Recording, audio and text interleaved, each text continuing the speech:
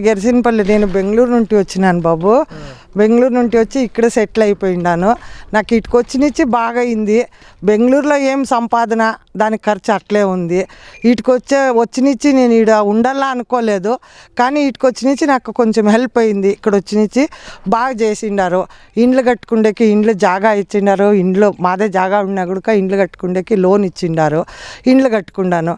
బతికేదానికి అంగడి పెట్టుకోవాలా అన్నాను, దానికి నాకు హెల్ప్ చేసిండారు. ఆవులు నేను బెంగళూరులో ఉన్నా కూడా ఆవులు పెట్టుకున్నాను, ఆవులు కట్టుకున్నాను. మళ్ళీ తోట ఉంది, దానికి డీపీ లేకోకుండా ఉండే. డీపీ వేసుకోవాలంటే చాలా కష్టంగా ఉండే. డీపీను ఇచ్చిండారు. బోర్ వేసుకున్నాను. ఇప్పుడు సీనా సెట్లు పెట్టుకున్నాను. ఇంక ఇటుంటి పోయేది బతికే దారే కదా మనం అడిగేది. కావాల్సిందంతా ఇచ్చినిచ్చి మనం బెంగళూరు పోయి ఏం చేస్తాము? బెంగళూరు అంటారు, దూరం కొండ నున్నగే ఉండేది, అవునా కాదా? ఇటుకు వచ్చినిచ్చే తెలిసేది, ఆటికి పోయినిచ్చే తెలిసేది ఆడెంత కష్టం ఉంది అని. మేము లక్షాంత రూపాయలు సంపాదించినా దానికి ఖర్చు అవుతుంది, అవునా కాదా? ఇటుకు వచ్చినిచ్చి మనం 10 రూపాయలు సంపాదించినా కూడా దాంట్లో 9 రూపాయలు ఎత్తి పెట్టుకోవచ్చు. 10 రూపాయల్లో 9 రూపాయలు ఎత్తి పెట్టుకోవచ్చు, 1 రూపాయలో జీవనం చేయవచ్చు పల్లెల్లో అయితే. అందుకే నాకు పల్లెల్లోనే ఇష్టంగా ఉంది కాబట్టి నేను ఈడే ఉన్నాను. ఈ ప్రభుత్వం ఎలా ఉపయోగపడుతుంది మీకు? అదే చెప్తా ఉన్నాను కదా, నాకంతూ 18,750 రూపాయలు వచ్చేట్లా చేసిండారు. పెన్షన్ వస్తూ ఉంది. అంతకన్నా ఇంకేం కావాలి? అంగడి పెట్టుకుండేకి దానికి డబ్బులు ఇచ్చిన్నారు. ఆవులు కట్టుకుండేకి డబ్బులు ఇచ్చిన్నారు. డీపీ వేసుకున్నాను. సేను ఉంది నాది ముందుగానే. ఆ సేను కోసమని నేను వచ్చిండేది. ఇక్కడికి వచ్చినిచ్చి నాకు హెల్ప్ అయినిచ్చి నేను బెంగళూరు పొమ్మంటే పోతానా చెప్పు? ఎప్పుడు వచ్చినారు బెంగళూరు నుంచి? నేను వచ్చి 5 ఏండ్లాయ బాబు. వీటికి వచ్చి 5 ఏండ్లాయ. 5 ఏండ్ల నుండి నేను బెంగళూరుకి పోలే. బెంగళూరులోనే ఉంది నాకున్నా కూడా నేను పోలేదు. నాకు కాబట్టదు బెంగళూరు. ఆడ ఏమున్నా కూడా సంపాదన చేయాలా, ఖర్చు అవుతూ ఉంటుంది. ఒకప్పుడు మీ ఊరు నుంచి వలస వెళ్ళేవాళ్ళంటే ఇప్పుడు వెళ్తున్నారా? ఎక్కడి నుండి? మీ ఊరు నుంచి బెంగళూరు వెళ్ళేవాళ్ళంట. ఇప్పుడు అంతా నన్ను చూసి వచ్చేవాళ్ళే ఉన్నారు. అవునక్క నువ్వు బెంగళూరులో బతుకుతా అంటావు కదా. నేను పుట్టింది ఇక్కడే అయినా కూడా నేను బెంగళూరులోనే ఉండింది. పెళ్ళయింది అక్కడే, బిడ్డలు పుట్టింది అక్కడే, నేను ఉండిందే అక్కడేనే. నాకు కొంచెం తెలుగు అంత రాదు. అయినా కూడా నేను ఇక్కడ వచ్చినాను, భూమి ఉందేని వచ్చినాను. వచ్చినిచ్చి బోర్ వేద్దాము అనుకొని వచ్చిండేది నేను. అయినా కూడా నాకు ప్రభుత్వం బాగా చేసినిచ్చి ఆరోగ్య కార్డు ఇచ్చింది. నాకు యాక్సిడెంట్ అయింది చూడు, ఇటుకి రాడేపించుకున్నాను. వీటికే వచ్చినిచ్చి ఈడే రోడ్డు బాగలేకొక్కున్నప్పుడు రోడ్డు ఇదైంది అని చెప్పేసి ముందు ప్రభుత్వం రోడ్డు సరిగ్గా లేదు అనేసి బండి తోలుకొని వచ్చేటప్పుడు రోడ్డు పగిలిపోయి చెయ్యి ఇరిగింది. దానికి నాకు ఆరోగ్యశ్రీ కింద నాకు డబ్బులు ఇచ్చినారు. ఈడే ఆపరేషన్ చేయించుకున్నాను. మళ్ళీ ఇంటికి వచ్చేటప్పుడు 12,500 మళ్ళీ నాకు వేసిండారు ఆరోగ్యశ్రీ ఉంటే. అంతకన్నా ఏం కాల. బెంగళూరులో 4 లక్షలు అడిగినారు ఈ చేతికి. నాకు అంత హెల్ప్ చేసిండారు. అందుకోసమే ఇక్కడే ఉండిపోయిండాను. బాగా చేస్తుండారమ్మా. అదే చెప్తా ఉన్నాను కదా. వస్తా అంటారు మాకేమాత్రం కష్టము అని పోయి అడిగినా కూడా ఏం కష్టం ఉంది, మీకు ఏం కావాలా, మనకి కష్టం ఉందా లేదా తెలుసుకొని వాళ్ళు హెల్ప్ చేస్తూ ఉన్నారు. అంతకన్నా ఇంకేం కావాలా? బెంగళూరులో నువ్వు ఎక్కడ పోయినా సముద్రం అది. దాంట్లో ఎవరిని ఎమ్మెల్యేని వీళ్ళని మాట్లాడించక అయ్యలేదు. ఈడ అట్లా కాదు. మనకి ఏమాత్రం కష్టం ఉంది అంటే వాలంటరీ ముఖాంతరంగా తెలుసుకుంటారు. అవును వీళ్ళకి కష్టం ఉందా లేదా. బెంగళూరులో ఏమవుతుందంటే నువ్వు కష్టము అని చెప్పినప్పుడు అది తప్ప కాదా రైటా అని అడిగేకి ఎవరు ఉండేలేదు. మనం తప్పు చెప్తా ఉంటాం. ఆ మినిస్టర్కి ఎట్లా అర్థమవుతుంది? ఇప్పుడు వాలంటీర్లు ఉండారు కాబట్టి వాలంటీర్లకి ఫోన్ చేస్తారు. అవును వీళ్ళకి కష్టం నిజంగా ఉందా లేదా. వాళ్ళు మనం పోయి అడిగిన తక్షణమే మనకి హెల్ప్ చేయరు, కానీ వాళ్ళు అడుగుతారు. ఇప్పుడు 50 ఇండ్లకి ఒక వాలంటీర్ ఉంటుంది కదా. ఆ వాలంటీర్లు ఎందుకు ఉండారు? వీళ్ళకి కష్టం ఉందా లేదా, నిజంగా వీళ్ళు చెప్తా ఉండారా లేదా తెలుసుకొని కరెక్ట్గా అవును వీళ్ళకి కష్టం ఉంది అంటే వాళ్ళు స్పందిస్తారు. ఈ గవర్నమెంట్ అలాగే పనిచేస్తుందా? వాలంటీర్ వ్యవస్థ ఇప్పుడు పార్టీల పరంగా పనిచేస్తుందా? అందరికీ సమానంగా. ఇప్పుడు నీకు కష్టం ఉంది అంటే ఇప్పుడు వాలంటీర్లు ఉండారు అంటాం కదా. వాలంటీర్లు ఉంటే మనకి ఏం వెళ్ళిపోయింది? అవును వీళ్ళు ఉండారా లేదా, ఊర్లో ఉండారా లేదా, బెంగళూరులో ఉండారా, మినిస్టర్కి ఎట్లా తెలుస్తుంది?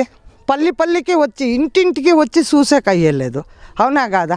ఇప్పుడు వాలంటీర్లు అంటే మా ఊర్లో వాళ్ళే కాబట్టి మన ఇంట్లోకి 50 మందికి ఒక వాలంటీర్ని పెట్టిన్నారు. వాళ్ళకి తెలుస్తుంది మనం బెంగళూరులో ఉంటామా లేదు మన ఊర్లోనే ఉండామా, మనకేమాత్రం కష్టమో అని మనం మినిస్టర్ దగ్గర పోయి అడుగుతాం. ఇప్పుడు నీకు నాకు కష్టం ఉంటే నేను నీ దగ్గరకు వచ్చి అడిగినాను అంటే నువ్వెవరో నేనెవరో ఇప్పుడు ఎమ్మెల్యేకి ఎన్ని ఊర్లు ఉంటాయి, వాళ్ళకి అందరికీ ఎట్లా తెలుస్తుంది నేను నిజంగా కష్టంగా ఉండానా లేదు సుఖంగా ఉండానా, నేను తప్పు చెప్తాండానా అనేది వాళ్ళకి ఎట్లా తెలుస్తుంది? ఎవరు ముఖాంతరంగా చెప్పాలా? వాళ్ళు ఎవరు చెప్పేవాళ్ళు? దానికి ఒకరు ఉండాలా కదా వాళ్ళకి.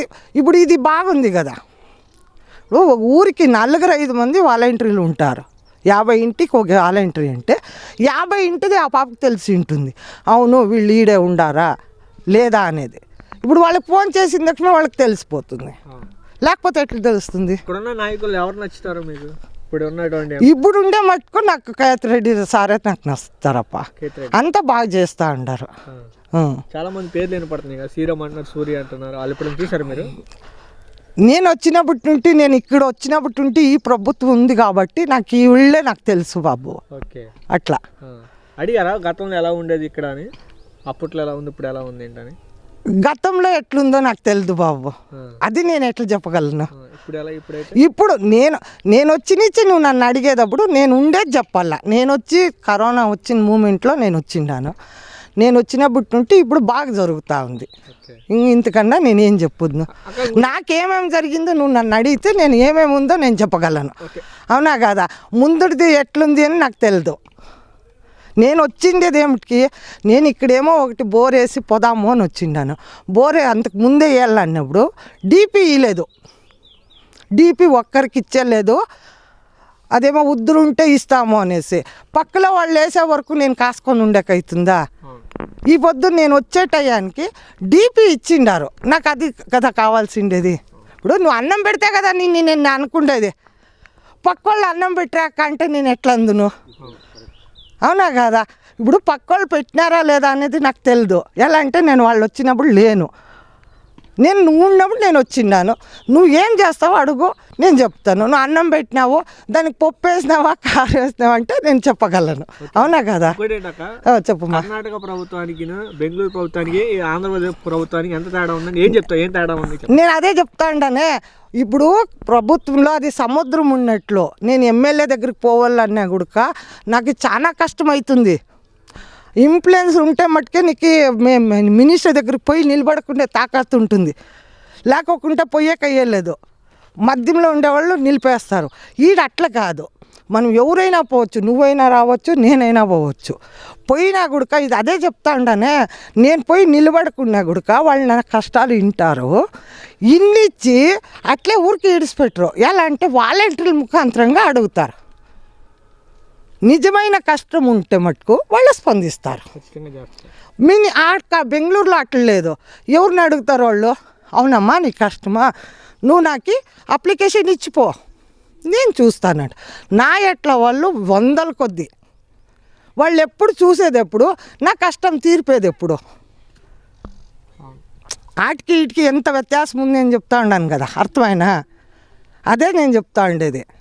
నేను పుట్టినప్పటి నుండి అక్కడ ఉన్నా గుడక మినిస్టర్ని చూడాలా అంటే వాళ్ళు ఎప్పుడాದ್ರೂ ఓటు అడిగేటప్పుడు మన ఇంటి దగ్గరికి వస్తే మనం చూడగలము. ఓకే, ఇక ఫైనల్గా ఇక్కడ 2024 ఎవరు గెలుస్తారు అనుకుంటున్నారు? నీ అభిప్రాయం ఇక్కడ? నా ప్రకారం అయితే జగన్ అన్నే గెలిచాలా అనుకుంటా అంటానప్ప. ఎమ్మెల్యేగా? అవును, ఎమ్మెల్యేగా కేతిరెడ్డి అన్నయ్యనే. Thank you. Thank you.